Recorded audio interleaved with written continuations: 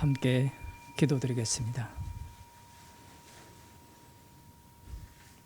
하나님 아버지, 저희들을 그리스도 안에 거하게 하시고 사나 죽으나 그리스도의 것으로 살아가게 하심을 감사드립니다.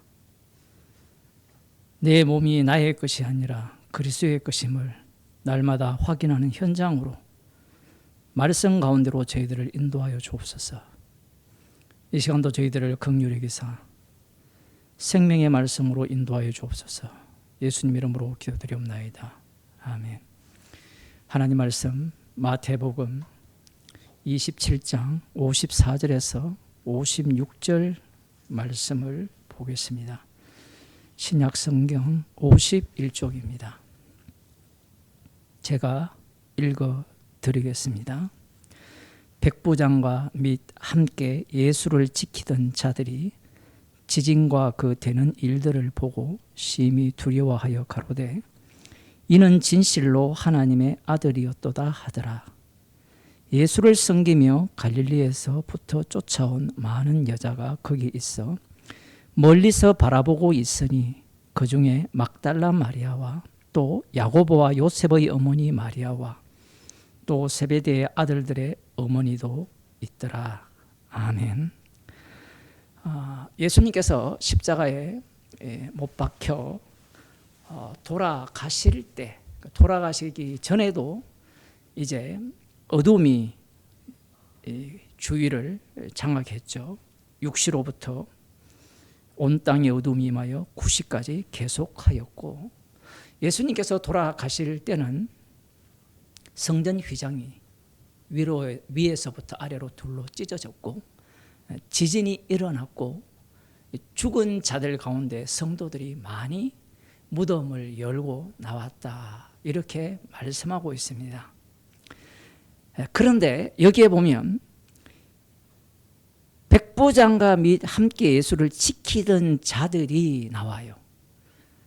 이들은 예수님을 십자가에 못 박는 현장에 있었다라고 볼 수 있는 인물들입니다. 이들은 예수님을 조롱하는 그 위치에 있었던 자들이에요. 이 말씀을 읽을 때 앞에 있는 이야기를 다 잊어버리고 뒤로 가게 되면 이 백부장과 예수님을 지키는 이 군병들은 다른 인물들인가? 이전에 조롱하던 자들과 전혀 다른, 처음부터 마음에 경건한 사람들로서 그러한 자들이었던가? 예수님 믿을 준비가 되었던가? 이렇게 생각을 할 수 있는데 그렇지 않습니다. 이 백부장과 예수님을 지키던 자들이 지진과 그 되는 일들을 보았습니다. 그래서 심히 두려워하여 말하죠. 그러면서 하는 말이 이는 진실로 하나님의 아들이었도다. 지진과 그 되는 일을 보고 이렇게 말하고 있습니다. 그러면 예수님이 못 박혀 돌아가시는 그 현장, 거기에 있었던 백부장과 군병들이잖아요. 그러면 그들은 그 현장에서 뭘 봤느냐라고 할 때는 지진이 일어난 것은 봤습니다. 땅이 진동했기 때문에. 그리고 그 뒤에 보면 그 되는 일들을 보았다라고 하거든요. 그러면 이 되는 일이 무엇이냐라는 것이 중요한데, 그 자리에 백부장이 있었잖아요. 그러면 이들이 죽은 자들이 무덤을 열고 나오는 것을 보았느냐라고 할 때는 보지 않았죠. 그곳은 무덤이 있는 곳이 아니라 처형당하는 곳이잖아요. 그러면 무덤을 열고 나오는 것을 목격한 것은 아닙니다. 맞죠? 그리고 성전은 물론 거리가 멀지는 않겠지만 현장이 아니에요. 성전에서 휘장이 위로부터 아래로 찢어졌다라는 이 소식을 집행관 들어보셨죠? 이번에 집행관 유명했잖아요. 집행관을 보내어서 성전이, 예수님이 돌아가실 때 성전이 위에서 아래로 둘러 찢어져서 시간 보고 몇 시 몇 분 이런 거 계산했어요? 그런 거 없습니다. 그러면 백부장이 본 게 무엇이냐면 방금 우리가 읽었던 6시로부터 9시까지 온 땅에 어둠이 임한 것과 예수님께서 십자가상에서 유일하게 하신 말씀이 있어요. 마태복음에서는 무슨 말씀을 하셨어요? 엘리 엘리 라마 사박다니. 이거 말씀밖에 없습니다. 나의 하나님 어찌하여 나를 버리시나이까. 이 말을 했을 때 백부장과 군병들은, 로마 군병들은 말씀을 모른다라고 볼 수 있죠. 고넬료 같은 군병이 아니기 때문에, 백부장이 아니기 때문에. 나머지는 어떻습니까? 시편의 말씀을 다 떠올리겠죠. 시편 22편에 나오는 이 다윗의 시편. 그러면 이들이 예수님을 향해서 조롱했겠죠. 아유, 그 꼴에 십자가에 달려 죽으면서 이제 숨 꼴깍 넘어가는 그 시점에 다윗을 흉내낸다고? 흉내냈을 때 그 다음이 어떻게 일어나야 되죠? 다윗은 나의 하나님 나의 어찌하여 나를 버리시나이까 했고, 그 다음 어떻게 되었어요? 다윗은 다시 왕권이 회복되었잖아요. 그러면 예수님은 십자가에서 내려오지 않겠느냐? 그런 기대를 했을 가능성이 높아요. 예수님을 따르는 제자들, 특히 오늘 본문에 나오는 멀리서 지켜보고 있던 갈릴리로부터 예수님을 섬기기 위해서 섬기면서 따라왔던 그 많은 여인들, 그들의 마음에 대한 이야기는 안 나오잖아요. 속으로 무슨 말을 했는지. 마음에 이 말들을 쏟아낸 인물이 베드로예요. 우리는 이 여인들은 별 말 없이 묵묵히 섬겼다라고 생각하니까 그렇게 생각을 하죠. 그죠? 그 교회에서도 제가 어릴 때 그 교회를 보면 여자 성도님들이 집사님, 뭐 저희 어머니부터 시작하여서 그 권사님들이 많이 계시잖아요. 그 바깥에서 보면 묵묵히 섬겨요. 그런데 그 주방에 들어가면 어떻습니까? 웃으시는데 우리 권사님 뭔가 보신 것 같은데, 주방에 완전히 전쟁 중에 전쟁이 없죠. 그 누가 밥의 이 주도권을 갖느냐? 교회에서는 밥만 하면 주도권 문제가 나와요. 그 주걱을 누가 잡느냐? 뭐 모르죠. 옛날에, 요즘 신세대들 50대는 몰라요. 묵묵히 섬기는 것 같지만 안 그렇거든요. 특히 권사 투표할 때 보면 나는 묵묵히 섬긴다, 뭐 거짓말을 해도 그렇게 잘할 수가 없어요. 이 여인들이 묵묵히 예수님을 섬겼느냐? 도드라지지 않거든요. 성경을 읽어보면서 주로 제자들이 도드라지잖아요.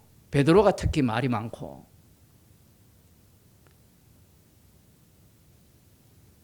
이 여인들이 지켜보고 있거든요. 멀리서.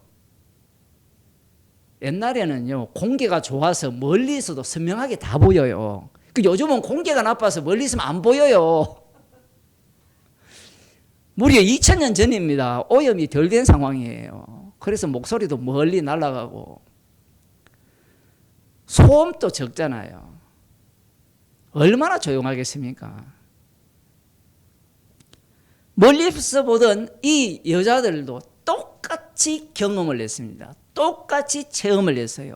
조롱하는 모습도 봤고, 예수님께서 돌아가시기 전에 소리 지른 것도 봤고, 그 전에 나의 하나님 어찌하여 나를 버리시나이까, 이것도 봤습니다.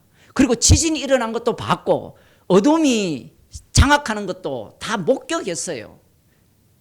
백부장도 목격했고 이 군병들도 목격을 했습니다. 그런데 희한하게도 이 백부장과 이 예수를 지키는 자들, 이 군병들이라 볼 수 있죠.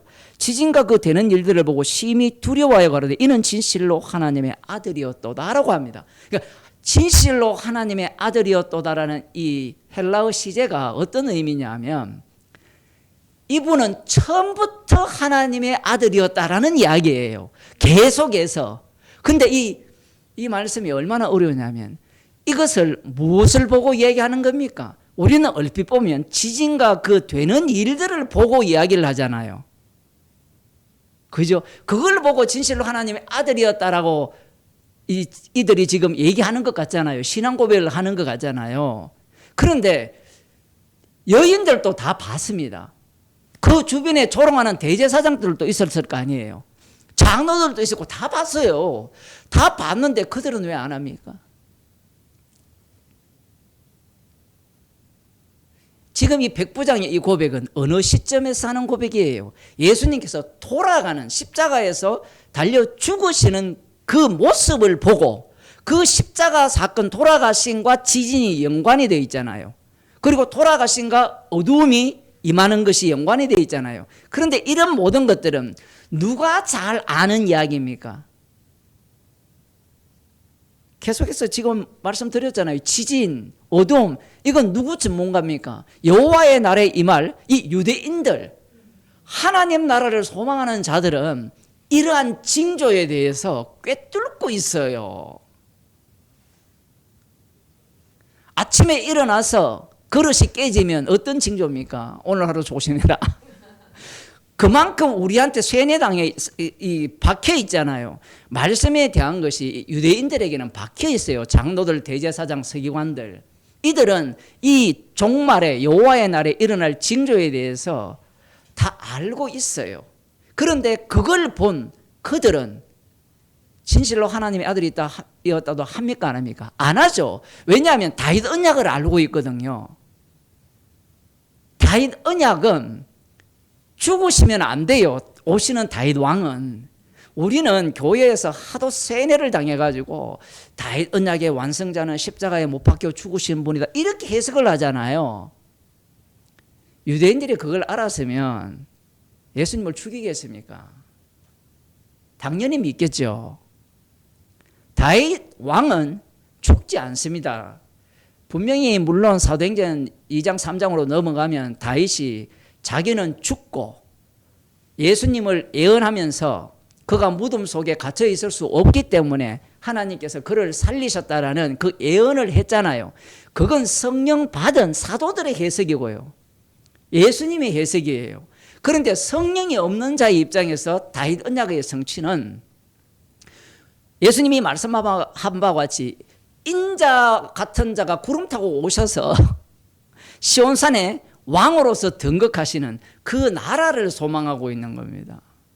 그러니 그들의 입장에서는 십자가에 못 박혀 죽으시는 그분이 다윗 언약의 성취자인 다윗 왕이라고 고려하지 않습니다. 왜? 나의 하나님 어찌하여 나를 버리시나이까 라고 했다면 그 다음 어떻게 해야 돼요? 하나님 버려야 됩니까? 안 버려야 됩니까?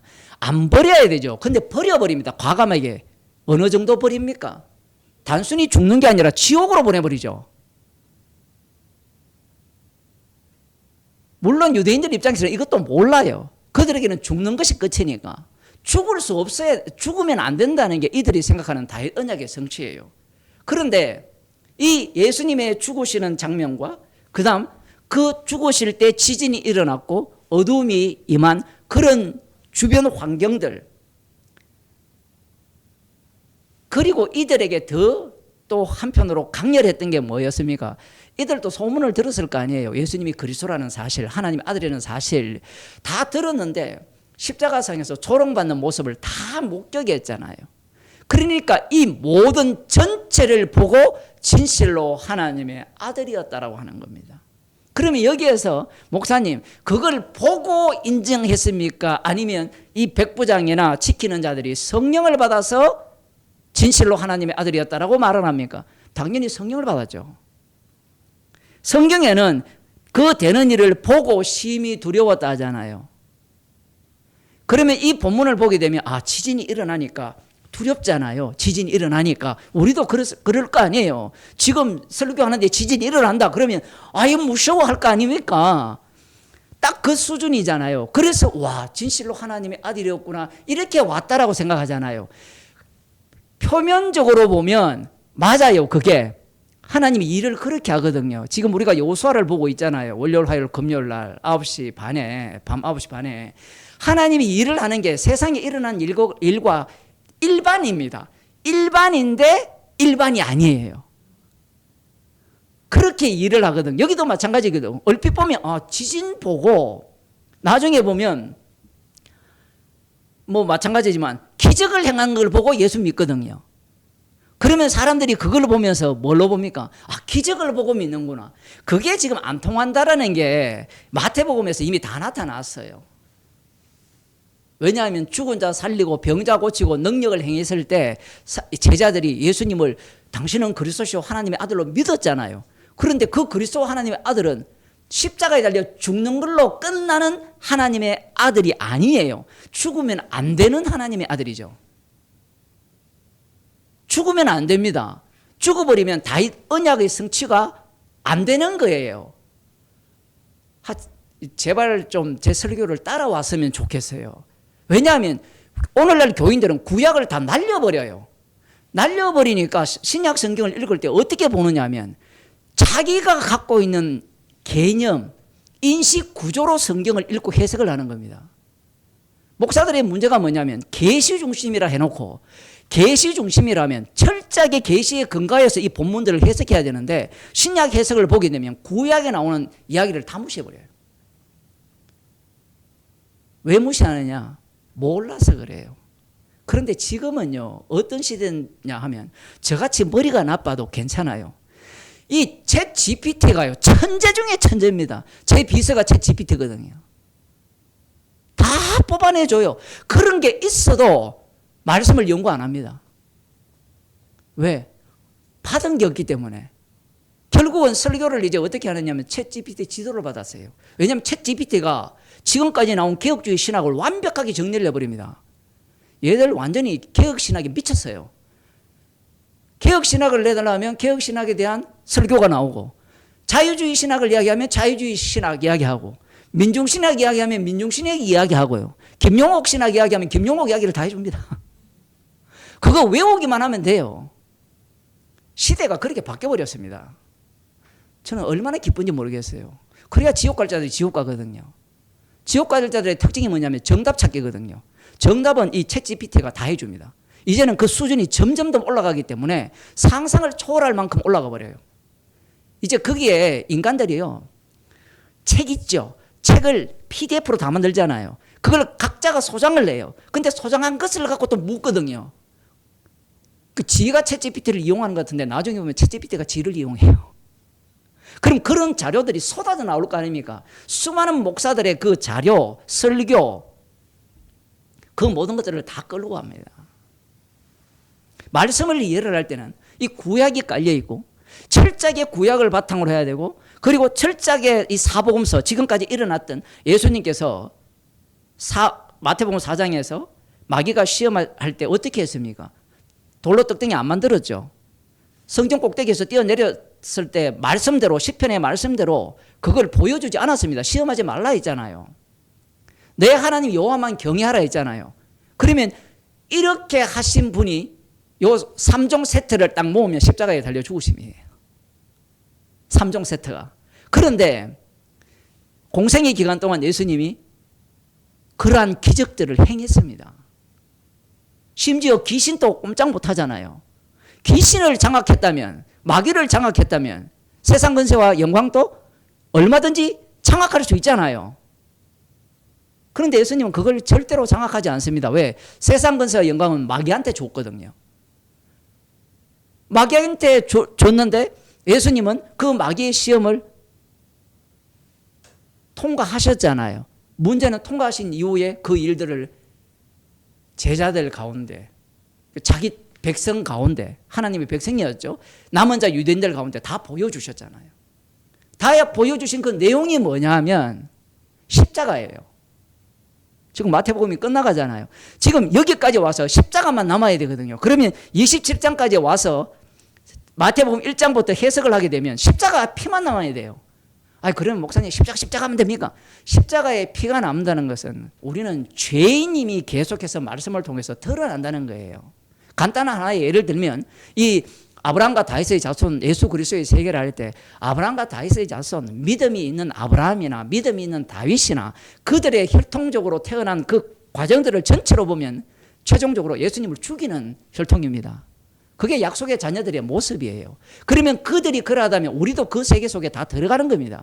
오늘날 우리에게 이 말씀을 하신다는 것은 우리들도 그들과 다르지 않다는 겁니다. 그래서 지금 여기에서 이 백부장의 이 믿음, 예수님을 지키는 자들의 이 믿음, 참으로 진실로 하나님의 아들이었도다. 이 말은 십자가를 기준으로 하여서 거꾸로 쳐 올라가는 거예요. 이전에는 하나님의 아들로 인정하지 않았습니다. 이게 신기한 거예요. 이게 대역전이거든요. 뭐냐면 예수님이 기적을 행하고 능력을 행할 때는 수많은 사람들이 예수님을 그리스도로 믿었어요. 하나님의 아들로. 특히 제자들요. 제자들 열심히 얼마나 대담합니까? 그 열심 모든 것을 버리고 주를 쫓았고 심지어 목숨까지 걸겠다 했잖아요. 목숨까지 바치겠다 했잖아요. 그들이 예수님을 과연 진실로 하나님의 아들로 믿느냐라는 그 근거가 뭐였습니까? 능력이고요. 그들이 기다리는 메시아 왕국입니다. 천국입니다. 마태복음에서는 하늘나라라도 있거든요.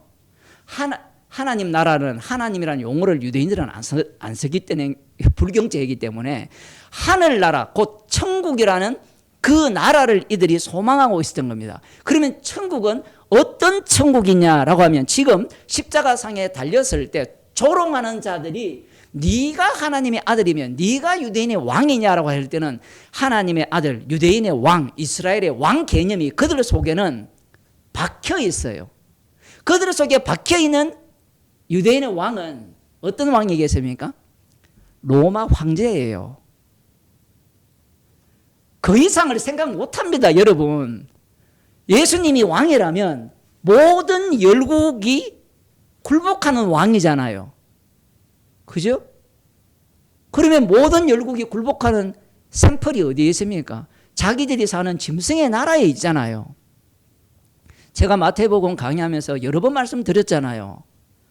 다니엘의 예언이 이 짐승의 나라가 4번 정도, 좀 세밀하게 들어가면 5번 정도 지속이 되는데 로마가 계속해서 진행이 되니까 마지막에 그 짐승의 나라에 들어가면 70일에가 완성이 되잖아요. 그 짐승의 나라를 거치면 짐승의 나라를 거치게 되면 이 누가 진짜 짐승으로 나타나느냐라고 하면 70일을 기다리는 다니엘의 예언을 소망하는 자들, 성취를 소망하는 자들, 다윗 언약의 성취를 기다리면서 하나님 나라를 기다리는 자들, 기다리고 그리스도를 기다리는 그들이 짐승으로 드러나는 겁니다.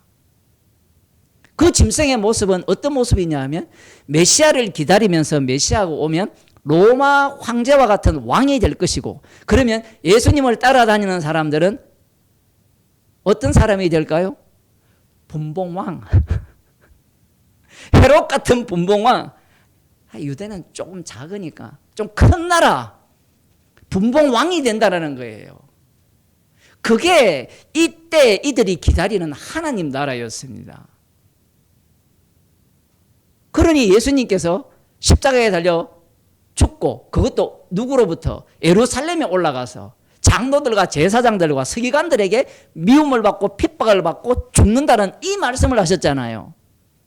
다윗 왕이 죽으면 안 되거든요.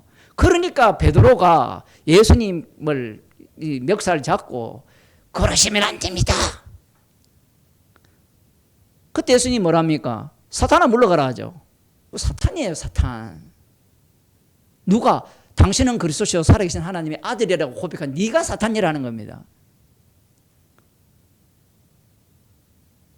예수님이 칭찬하니까 사람들은 베드로의 그 고백은 하나님이 알게 했기 때문에 사탄의 고백이 아니야, 이렇게 해석을 하는데 그 해석이 사탄의 해석이에요.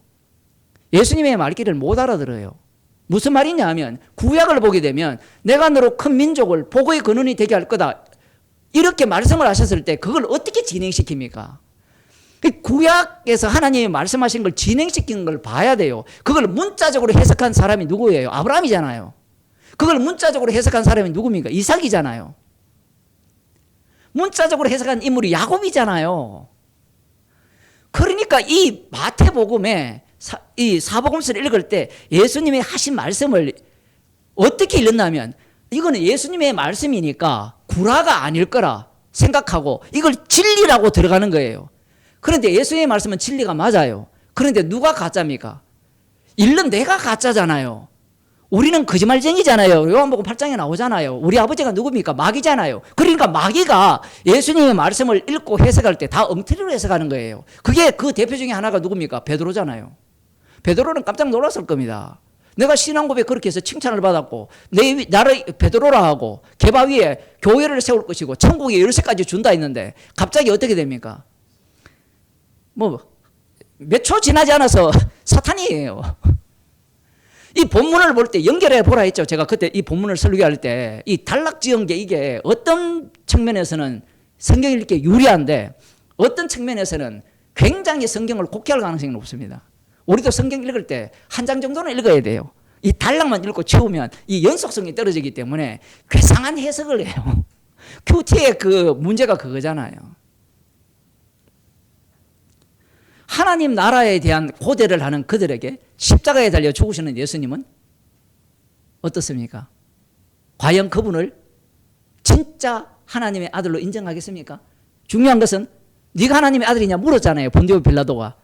하나님 아들이라 했잖아요. 그리고 그 다음 뭐라고 했습니까? 인자가 권능의 우편에 앉은 것과 구름을 타고 오는 것을 보리라 했잖아요. 권능의 우편이 뭐라 했습니까? 하나님 아버지의 우편의 자리예요. 이건 우리는 그냥 어떻게 생각하느냐면 하나님 아버지가 계시고 우편의 자리니까 하나님 아버지가 더 세다 생각하잖아요. 우리의 인식 구조는. 그런데 하나님의 우편의 자리가 되어버리면 아버지보다 더 센 자리예요. 왜냐하면 구약의 하나님의 우편의 자리는 주의 자리거든요. 주님의 권능을 행사하시는 자리가 우편의 자리예요. 이런 것도 모르니까 삼위일체 해가지고 성부성자. 그러니까 성경을 읽을 때 이게 왜 이런 문제가 발생하느냐 하면 이 교회가 주님이 이 다니엘을 통해서 로마 제국을 짐승으로 만들었잖아요. 그 짐승이 어떻게 연속이 되느냐 하면 예수님이 오시잖아요. 예수님의 십자가에 못 박히심으로 말미암아 짐승의 실체가 드러났잖아요. 짐승의 실체가 둘이죠. 하나는 로마 제국, 또 하나는 어디라 있습니까? 남은 자 유대인이죠. 이 두 실체가 드러나면서 이후에 복음이 핍박을 받습니다. 복음이 핍박을 받는 그 때가 언제냐면 바울이 복음을 전할 때예요. 이게 독특해요. 그 계시가 완료되기 전까지는, 계시가 완료되는 그 지점까지는 핍박이 굉장히 강해요. 굉장히 강해요. 그러면서 이제 교인들 수가 조금씩 어쨌든 늘어나면서 로마 제국이 기독교를 공인을 해버립니다. 나중에는 국교로 만들어버리죠. 그 시점에 이르면 이제 진짜 짐승의 실체가 나타나는 겁니다. 로마 제국의 실체. 이 모든 게 누구 중심으로 돌아갑니까? 황제 중심. 나중에는 교황 중심으로 돌아가죠. 교리를 만드는 이유가 거기에 있어요. 교리를 왜 만듭니까? 우리도 교리 만들면 교리 왜 만들어요? 내 말을 듣기 위해서 만들어라는 거거든요. 아니, 법을 왜 만듭니까? 통제하기 위해서 법을 만들잖아요. 뭐 말로는 뭐 국민 주권 시대에서 국민을 위해서 법을 만든다는데 말은 맞아요. 그런데 그 법이 내 자유를 어떻게 합니까? 억압하잖아요. 내 마음대로 못하잖아요. 빨간불인데 건너가다가는 벌금 내잖아요. 법이라는 것은 통제예요. 그런데 구약의 율법은 통제입니까? 사랑입니까? 사랑이거든요. 예수님 당시 이 짐승들은 율법이 사랑임을 몰랐어요. 그런데 이 기독교가 전파되고 난 뒤에 교인들이 많아지잖아요. 그러면 사랑을 전파해야 되는데 교회가 말을 안 듣는 거예요. 고린도 교회를 보더라도. 사도 바울이 지금 사랑을 전합니까? 법을 이야기합니까? 사랑을 전하고 있거든요. 그게 복음이에요. 그런데 교리가 되면 사랑이 안 나오고 뭐가 오죠? 뭐가 나옵니까? 통제가 나오잖아요. 통제를 하면서 잘라내고 자기 모임을 더욱더 견고하게 하잖아요. 이 종교개혁 이후에 교리를 왜 만듭니까? 조직화가 안 되면 허물어진다는 거예요. 그것은 망고의 진리죠. 그죠? 베드로 말고 우리가 잘 아는 베드로도 그러다 치고요. 사도 바울을 보세요. 사도 바울이 뭘 남겼어요?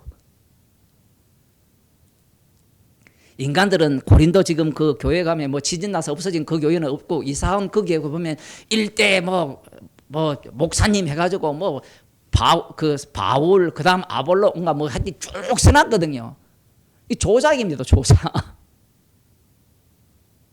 그러한 어떤 이 조직을 계속해서 생각을 하는 겁니다. 지금 이 제자들이 제자들이 생각한 하나님 나라, 예수님을 조롱한 대사장들과 서기관들과 이 주변에 있는 유대인들이 생각한 하나님의 아들, 유대인의 왕 개념은 철저하게 다윗 언약에 근거하였고, 다윗 언약에 근거한 다윗 왕국은 영광스러운 왕국이잖아요. 솔로몬 제국을 꿈꾼다는데 솔로몬 제국이 더 큽니까? 로마 제국이 더 큽니까? 그거는 물어보나 마나예요. 그래서 솔로몬이 다스리는 그 나라를 뻥튀기 한 게 로마 제국이잖아요. 그러한 나라, 그게 더 뻥튀기 하면 전 세계를 지배하는 그러한 나라를 이들이 기다리고 있었는데, 십자가에 못 박혀 죽으시는 그분을 과연 하나님의 아들로 인정하겠느냐 하면요, 아무도 인정 안 합니다. 여러분 그걸 아셔야 돼요. 제자들이 인정 안 했다는 것은, 12제자가 인정 안 했다는 것은 어느 누구도 인정할 인간이 없다라는 이야기를 하는 거예요. 12제자들은 우리들의 대표입니다. 그런데 이 백부장은 어떻게 인정했느냐? 어떻게 인정했습니까? 아버지께서 내게 보내주신 자예요. 갑자기 목사님, 논리적으로 가다가 왜 삼천포로 빠집니까? 이게 복음이에요. 지금 이 백부장의 경우와 사도행전 10장에 나오는 고넬료 나오죠. 고넬료는 하나님을 경외했는데, 하나님을 경외한다고 천국 갑니까? 바리새인들이 하나님을 경외했잖아요. 맞죠? 그 본문을 볼 때도 그걸 같이 봐야 돼요. 하나님을 경외한다고 예수 믿는 게 아니에요. 하나님을 경외하면 십자가의 원수예요. 바리새인이잖아요. 사도 바울을 보게 되면 하나님을 경외했잖아요. 하나님을 경외했는데 그가 예수님을 믿을 수 있는 근거가 있었습니까? 우리는 그 근거를 이렇게 잡으려고 하죠. 서대반 집사님의 설교할 때 들었을 것이다. 예수님 믿는 자들을 핍박할 때 복음을 들을 것이다. 자꾸 원인을 찾아내려고 해요. 거기에 보면 원인이 없습니다. 여기도 마찬가지예요. 하늘에서 주신 선물이에요. 그걸 은혜라 하거든요. 이것은 구약도 똑같습니다. 노아도 하나님께 은혜를 받았잖아요. 이 인간 쪽에서 은혜를 받을 근거가 없습니다. 그 조건이 안 돼요. 지금 백부장과 이 사람이 고백하는 내용은 불가능한 고백이라는 겁니다. 이것을 누구와 비교하느냐 하면 이 여인들과 비교를 해요. 이 본문에 대한 해석이 대체로 이 여인들에 대해서 우호적으로 해석을 합니다. 로마 카톨릭도 우호적으로 해석을 하고요. 일반 이 목사들이나 신학자들도 이 여인들에 대해서는 긍정적으로 봐요. 그런데 저는 철저하게 부정적으로 봅니다. 제 성경 해석이 지금까지 하는 것과 너무 다른 이유 중에 하나예요. 왜 그러냐면 이 성령 받은 마태가 대조군을 이야기하는데 12제자는 이미 날렸잖아요. 두려워서 숨었고 가룟 유다는 자살해버렸잖아요. 그러면 누구를 남겨놓느냐면 지금까지 도드라지지 않던 여인들을 지금 여기에 배치를 시킵니다. 배치를 시키는데 한번 봅시다. 여인들이 예수를 섬기며 갈릴리에서부터 쫓아온 많은 여자가 거기에 있어 멀리서 바라보고 있으니 끝. 이게 다예요. 그런데 백부장은 이방인이잖아요. 그죠? 예수님을 지키는 군인들도 이방인이죠.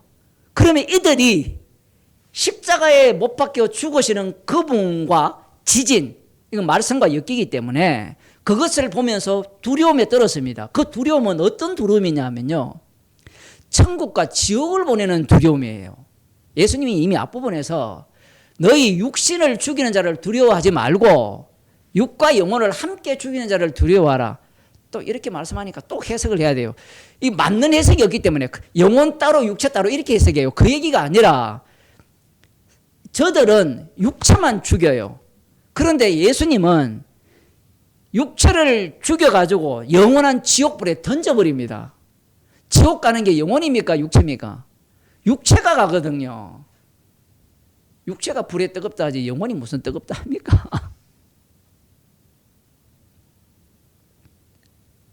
지금 이 여인들은 멀리서 보고 있어요. 그게 끝입니다. 십자가에 달리신 것도 봤고요. 좀 멀리서 보지만 조롱하는 모습은 몸집만 봐도 알 수 있잖아요. 뭘 하는지. 지진도 똑같이 경험했거든요. 어둠도 똑같이 경험했어요.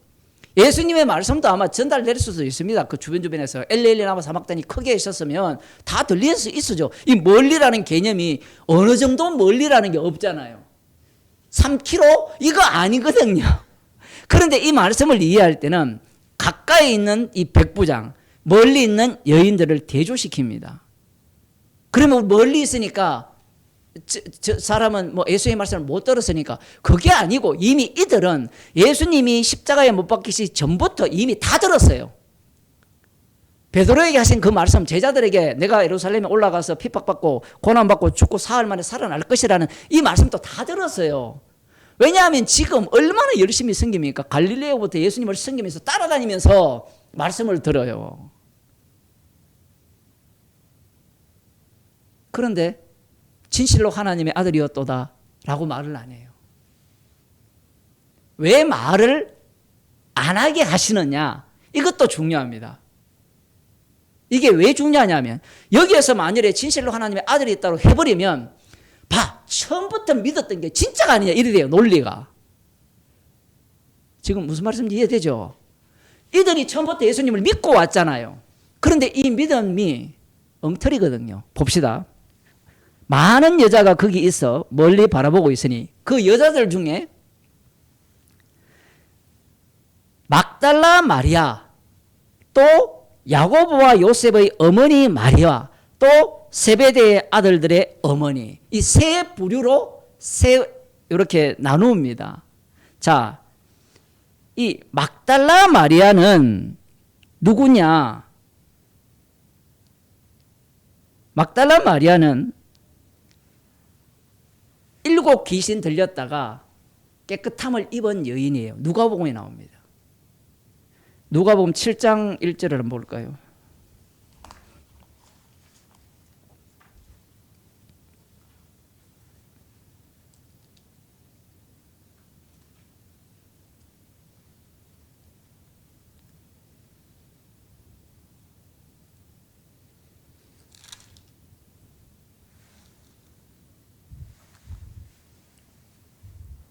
누가복음 7장 1장이 아닙니다. 네.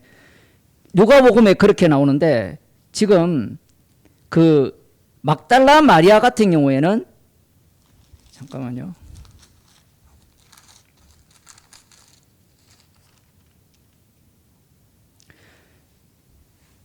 일곱 귀신 들렸다가 깨끗함을 받았고 예수님을 따라다니면서 그들의 필요, 예수님과 제자들의 필요를 돕는 여인 중에 한 인물이에요. 이게 막달라 마리아예요. 이 막달라 마리아와 이 창녀 마리아와 동일 인물이냐? 그거 갖고 또 신학적으로 시비가 거는데 그건 아니고요. 이 막달라 마리아를 여기에서 언급한 이유는 예수님을 섬겼던 여인 중에 대표자예요. 그 다음 인물들이 누구냐면 이 야고보와 요셉의 어머니 이렇게 돼 있거든요. 그 야고보와 요셉의 어머니는 누구냐? 이 마태복음 13장 55절을 보겠습니다.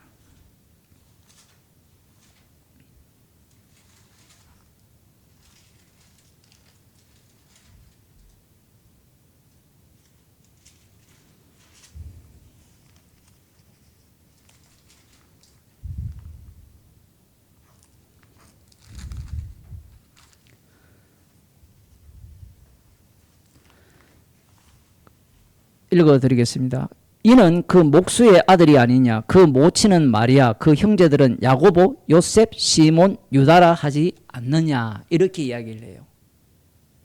그럼 야고보와 요셉의 어머니 마리아 이렇게 돼 있잖아요. 그러면 야고보와 요셉의 엄마는 누구 엄마입니까?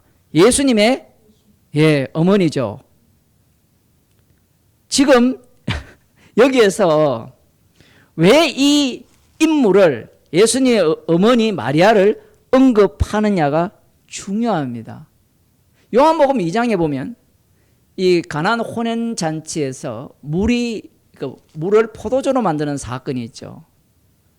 이 마리아가 예수님을 가졌을 때 성령으로 잉태했잖아요. 그리고 자신이 가진 인물의 이름이 예수고 자기 백성을 저들에 대해서 구원할 뿐이고 그리고 하나님의 권능이 함께하는 인물이고 하나님의 아들이고 이러한 내용들을 마리아가 다 알고 있어요.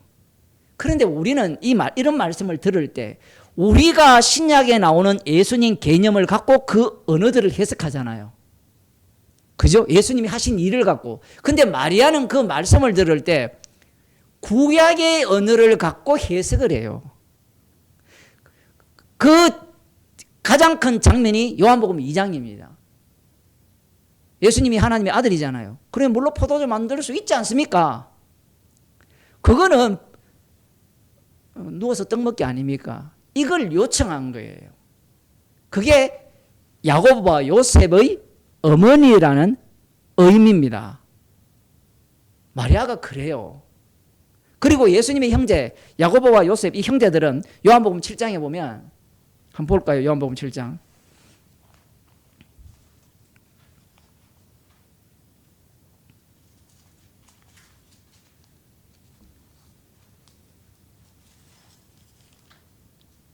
이후에 예수께서 갈릴리에서 다니시고 유대에 다니려 아니하면 유대인들이 죽이려 함이라. 유대인의 명절인 초막절이 가까운지라. 그 형제들이 예수께 이르되 당신의 행하는 일을 제자들도 보게 여기를 떠나 유대로 가소서. 스스로 나타내기를 구하면서 묻혀서 일하는 사람이 없나니 이 일을 행하려 하거든 자신을 세상에 나타내소서 하니 이는 그 형제들이라도 예수를 믿지 아니함이라. 그 형제들이라도 예수를 믿지 않았는데 그러면 이 형제들이 뭘 안 믿었어요? 예수님이 메시아임을 안 믿었죠. 이 말씀이 중의적이에요. 요한복음 2장 11절에 보면 예수님께서 물로 포도주를 만드시고 첫 번째 표적을 행하시니까 제자들이 믿었다 하거든요. 그 제자들은 뭘 믿었느냐 하면 물로 포도주 만드는 이 기적을 통하여서 예수님이 그리스도가 되심을 보여주는 표적으로 믿었다라는 겁니다. 그 이 믿음이 참 믿음이에요, 가짜예요? 가짜예요. 그러면 이 형제들은 그 수준도 안 갔어요. 그 믿음의 층이 두 층이에요. 그리스도로 안 믿는 층이 있고 그리스도로 믿었는데 그 그리스도가 아까 베드로의 고백처럼 엉터리 그리스도로 믿는 층이 있어요. 그 요한복음에서 육으로 난 것은 이 두 층을 다 이야기하는 겁니다. 안 믿는 것도 육이고요. 예수님을 이 하나님의 거룩하신 자 그리스도로 믿는 것도 육이에요. 오늘날은 세 층입니다. 예수님이 십자가로 다 이루신 걸 믿는 것도 육이에요. 아니 믿는 게 왜 육입니까? 믿는 거는 누구나 할 수 있어요. 성경 없어도 되잖아요. 나 믿으면 되잖아요. 이번에 이재명 대통령 되었을 때 이재명 대통령이 우리에게 행복을 가져다 주실 줄 믿습니다. 성령 필요합니까? 안 필요하죠. 거기에 성령이 왜 필요합니까? 똑같아요. 성경을 가르치고 배우면 수준은 우리는 최소한 니고데모보다 뛰어난 수준이 올라가요. 그거 제 책에 이야기를 다 해놨습니다. 수준이 더 뛰어나기 때문에 그게 믿음이라 할 수 있습니까? 구원파들의 문제가 그런 거예요. 성경에 있는 진리를 뽑아가지고 하나로 멋진 이 건축을 해놓으면 그 건축을 믿고 그걸 받아들이면 천국 갈 수 있다고 생각해요. 그 중에 하나가 뭐냐? 십자가 복음이에요. 아까 제가 그 챗GPT 이야기했잖아요. 십자가 복음도 챗GPT가 완벽하게 만들어줍니다. 왜냐하면 십자가 복음의 논리는요. 어떤 논리도 다 깨릴 수가 있어요. 그러니까 그게 악마적이에요. 논리를 깨고 완벽한 논리를 이야기하니까 그게 복음이 됩니까?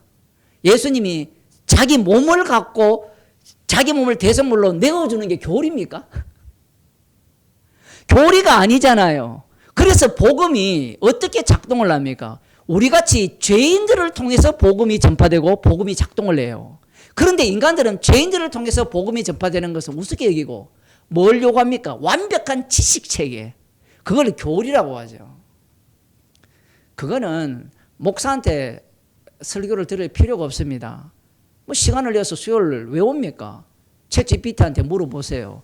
오늘 나에게 줄 말씀을 십자가 복음에 근거하여서 제 이름을 집어넣고 또 다른 십자가 복음을 전하는 목사님의 성함을 집어넣어서 5분은 너무 기니까 1분짜리로 해주세요 하면 다 해줍니다. 여러분 마음에 속 들게 해줘요.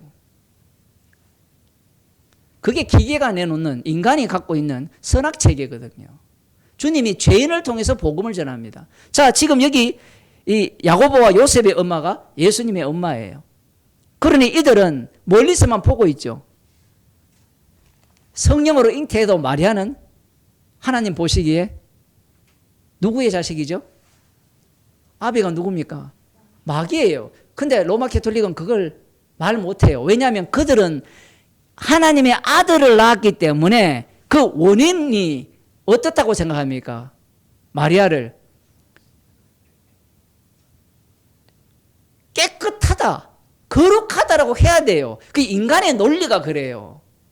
예수님은 죄인 가운데 태어나셨거든요. 사실 이게 복음의 원리거든요. 복음이 전파될 때 죄인을 통해서 복음이 전파되거든요. 그런데 인간들은 죄인을 통해서 복음이 전파되기를 원치 않고 의인을 통해서 완벽한 삶의 모범을 보여주면서 복음이 전파되기를 원해요. 그러니까 거지 나사로가 복음 전하면 누가 믿겠습니까? 예? 야, 너 진짜 십자가 복음 알더라. 근데 너 거지네? 그것도 부잣집 앞에서 개가 먹는 그 음식을 얻어먹으면서 네 친구는 개밖에 없네? 요즘은 개가 친구라는 사람은 부자예요. 특히 수영장 있는, 개 수영장 있는 집은 가쁘죠. 근데 나사로는 그런 인물이 아니에요.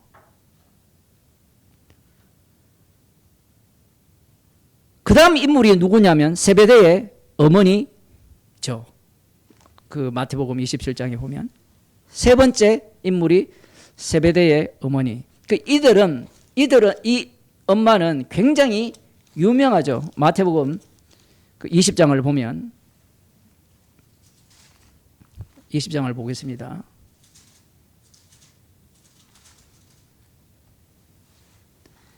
이 엄마를 통하여서 세베대의 아들의 엄마를 통하여서 갈릴리로부터 예수님을 따라다니면서 선교온 그 여자들이 있죠. 그 막달라 마리아부터 시작하여서 병고침을 받았지만 우리는 병고침 받았기 때문에 은혜를 갚는다. 우리가 주님께 드려서 뭘 갚을 수 있어요, 우리가? 지금 이 막달라 마리아나 예수님의 어머니 마리아나 세베대의 엄마나 똑같은 목적을 갖고 있어요. 그 목적을 보겠습니다. 20절. 그때 세베대의 아들이 엄미가 그 아들을 데리고 예수께 와서 절하며 무엇을 구하니. 지금 엄마가 제가 보기에는 오늘 본문에 보면 따라다닌 것 같아요. 아들만 보내기가 뭐 해서 3년 동안 내내 따라다닌 것은 아닌 것 같고 지금 뭔가 기대감이 올라왔을 때 이 자기 아들들만 보내놓지 않고 따라다니면서 똑같이 뭘 기다리고 있습니까? 하나님 나라를 기다리는 겁니다. 엄마가 얼마나 신이 나겠어요. 예? 자기 아들들이 서울대학교 간다, 의대 간다. 그 기대감, 이번에 이재명이 되었으니까 한 자리 차지하는 그 기대감, 그걸 위해서 어떻게 합니까? 당선되기 위해서 뭐 어쩌고 저쩌고 했을 거 아니에요. 표현을 하면. 지금 이 세베대의 엄마가 지금 그 마음을 갖고 있어요. 여자들이라고 무시하지 마세요. 이 여인들도 똑같이 하나님 나라에 대한 기대를 갖고 있는 거예요. 그래서 요구를 합니다. 절하며 무엇을 구하니 예수께서 가라사대 무엇을 원하느냐. 가로되 이 나의 두 아들을 주의 나라에서 하나는 주의 우편에 하나는 주의 좌편에 앉게 명하소서. 여기에 보면 당신이라고 되어 있거든요. 원래 헬라어 단어는. 근데 이게 마태복음이 당신을 주로 바꿨어요. 이렇게 하면 안 되는데 사실은. 마태복음에서 유일하게 어떤 인물이 예수님을 두고 이 하나님 나라를 당신의 나라라고 한 구절입니다. 제가 보기에는. 누가복음에는 한 옆에 달린 강도 있죠. 강도가 이렇게 하죠. 당신의 나라에 임하실 때. 하나님 나라가 아들의 나라로 바뀌는 내용이 사복음서는 몇 군데가 없어요. 그러니까 이 구절은 굉장히 중요합니다. 이게 신기하죠. 물론 이 여인의 입장에서는, 세베대의 엄마의 입장에서는 하나님이 왕이시고 다윗의 자손으로 오시는 분이 왕이 되시니까 당연히 예수님을 그리스도로 믿는다면 예수님의 나라라고 하는 것은 당연해요. 그러나 이것이 중의적으로 사용이 되는 겁니다. 이 여인은 모르죠. 이 여자가 뭐라고 요구합니까? 당신의 나라에서 하나는 우편에 하나는 좌편에 앉게 해달라는 거예요. 2인자 3인자가 되게 해달라는 겁니다. 이게 지금 예수님을 따라다니는 목적이에요. 따라다니는 목적입니다. 놀랍지 않습니까? 그러니까 십자가에 못 박혀 돌아가셨어요. 뭐 지진은 일어났고 어둠은 일어났는데 여러분, 내가 믿는 그리스도가 돌아가셨어요. 끝났어요. 끝났는 그분을 보고 참으로 진실로 하나님의 아들이었도다 할 수 있는 인간이 있을까요? 없어요. 왜 없느냐 하면 이미 이 여인들은 답이 있어요. 자신이 예수님을 낳았다 하더라도, 성령께서 잉태하게 하셨다 하더라도, 천사를 통하여서 이 예수님이 할 일을 다 들었다 하더라도 그 모든 것들을 누구의 해석으로 바꿉니까? 마리아 자신의 해석, 마리아의 해석이고 유대인의 해석이거든요. 바리새인의 해석입니다. 그 해석으로 바꾸어서 예수님을 이해한 거예요. 절묘하죠. 우리 같으면 이 여인들이 십자가에 달려 돌아가셨을 때 진실로 하나님의 아들이었도다 그러면서 십자가에서 출발해서 쭉 가면 좋은데 그게 좋잖아요. 그런데 철저하게 주님은 날려버립니다. 왜? 이 진실로 하나님의 아들로 믿을 수 있는 사람은 육이 아니에요. 그 육이 아니고 혈통이 아니라는 말은 가르쳐서 되는 게 아니라는 이야기입니다. 배워서 되는 것도 아니에요. 철저하게 그리스도의 영을 주셔야만 된다는 이야기입니다. 왜 여기에서 백부장과 예수님을 지키는 자들이 진실로 하나님의 아들이었다라는 고백을 하면서 대반전이 일어나느냐? 복음이기 때문에 그래요. 복음은 사람을 위한 복음이 아니에요. 사람을 위한 복음 같으면 따라다니고 섬겼던 것들이 귀하잖아요. 안 그렇습니까? 이 교인들도 보면요, 내가 목사님과 만나서 10년, 20년 함께 교제하고 복음을 들었으니까 나를 인정해 주세요. 저 인정받아서 어디에서 먹어요? 예? 저를 예로 들었지만 많은 사람들이 그런 생각을 하거든요. 20년 동안 우리가 관계가 좋으니까 어떻게? 나에게 좋은 소리 해달라. 그건 복음이 아니에요. 지금 예수님께서 철저하게 단절시켜버립니다. 우리 같으면 이런 예수 안 믿어요. 아무리 저 가룟 유다나 아니면 베드로 같은 그런 인물이라도 그런 사람들을 십자가에 달려 돌아가실 때 성령을 주셔가지고 진실로 하나님의 아들이었도다 라고 하면 깔끔하잖아요. 이 똑똑한 사람들이 성경이 왜 해석이 안 되느냐 하면 똑똑한 사람들이 훌륭한 지점은 있습니다. 이런 걸 다 분석해내거든요. 그런데 목사들은 무식하기 때문에 이걸 다 분석 못 해냅니다. 제대로 읽으면 저거 안 맞거든요. 아고가. 목사들이나 신학자들은 무조건 믿기 때문에, 물론 똑똑한 신학자들도 많아요. 철저하게 치밀하게 따지는, 적어도 그 따지는 속에서 이 말씀을 읽고 해석을 해야 되는데 안 따져요. 따지면 뭐예요? 믿음 없다 그러잖아요.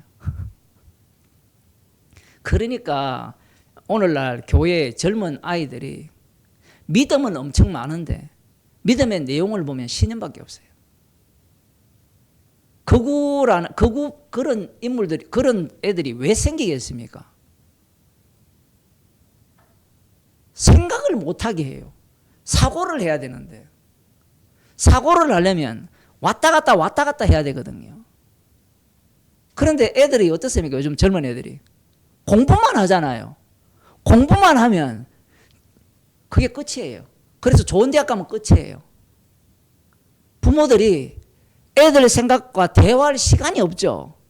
공부만 하면 되니까. 제가 깜짝 놀랐는데 대구에 지난번 갔을 때 제가 아는 어떤 애가 이준석을 칭송한대요. 찬양한대요. 그 내막을 보면 웃기잖아요. 근데 사람들은 그 내용을 안 들어요. 왜 안 듣느냐? 공부만 하면 되니까 내 마음대로 생각하는 거예요. 그 이제 그런 애들이 왜 그러냐면 자기가 그 인터넷에 들어가서 어떤 정보를 취득을 하잖아요.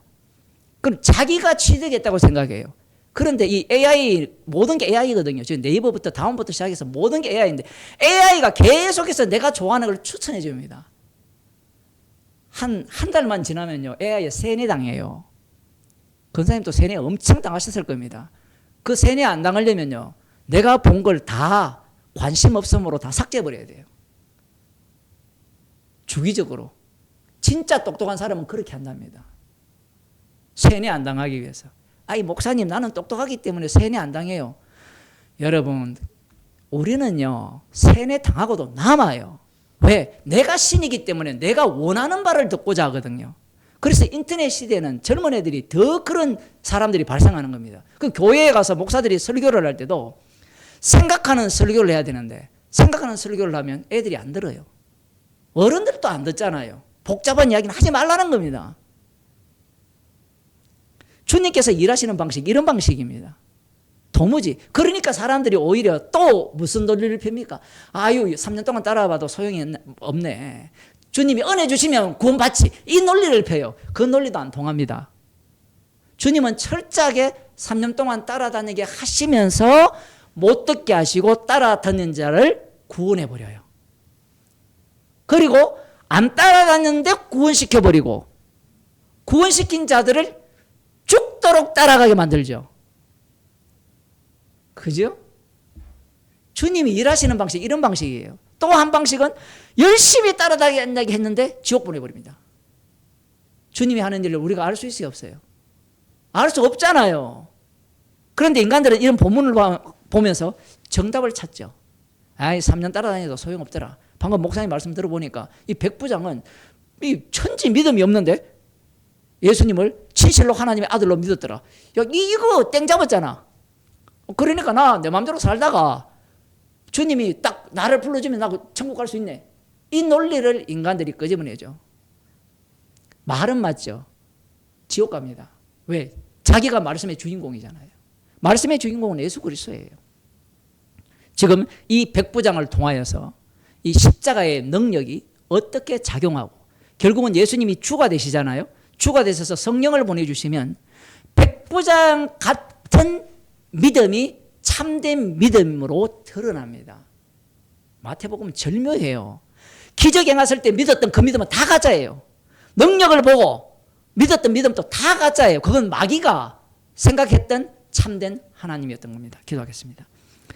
하나님 아버지, 도무지 믿을 수 없는 백부장을 통하여서 십자가에서 참된 믿음을 만들어 주시고 십자가로 출발하여서 예수님은 처음부터 하나님의 아들이었음을 고백하게 하는 이 놀라운 사건을 보게 하심을 감사드립니다.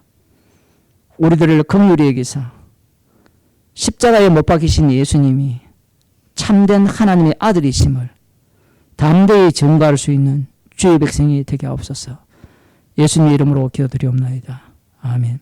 하늘에 계신 우리 아버지여, 이름이 거룩히 여김을 받으시오며 나라에 임하시오며 뜻이 하늘에서 이루어진 것 같이 땅에서도 이루어지이다. 오늘날 우리에게 일용할 양식을 주옵시고 우리가 우리에게 지은 죄를 사해 준 것 같이 우리 죄를 사하여 주옵시고 우리를 시험에 들게 하지 마옵시고 다만 악에서 구하옵소서. 대개 나라와 근세와 영광이 아버지께 영원히 사옵나이다.